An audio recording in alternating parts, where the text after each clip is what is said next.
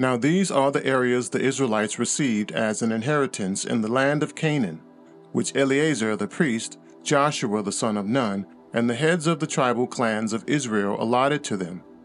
Their inheritances were assigned by lot to the 9½ tribes, as the Lord had commanded through Moses. Moses had granted the 2½ tribes their inheritance east of the Jordan, but had not granted the Levites an inheritance among the rest. For Joseph's descendants had become 2 tribes, Manasseh and Ephraim.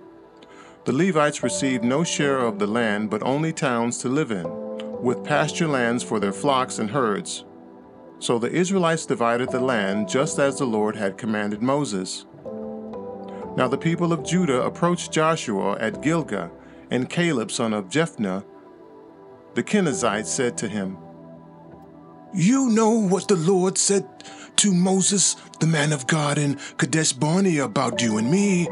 I was 40 years old when Moses, the servant of the Lord, sent me from Kadesh Barnea to explore the land, and I brought him back a report according to my convictions. But my fellow Israelites who went up with me made their hearts of the people melt in fear. I, however, followed the Lord my God wholeheartedly. So on that day Moses swore to me, 'The land on which your feet have walked will be your inheritance and that of your children forever, because you have followed the Lord my God wholeheartedly.'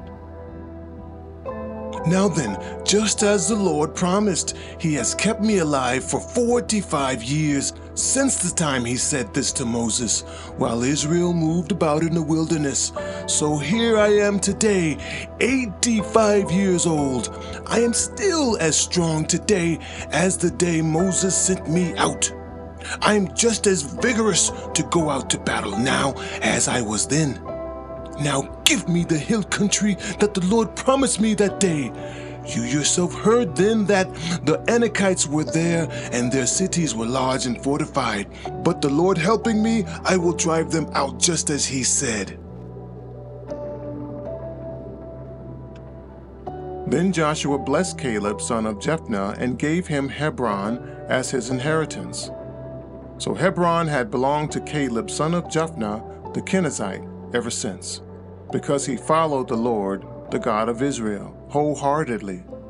Hebron used to be called Kiriath Arba, after Arba, who was the greatest man among the Anakites. Then the land had rest from war.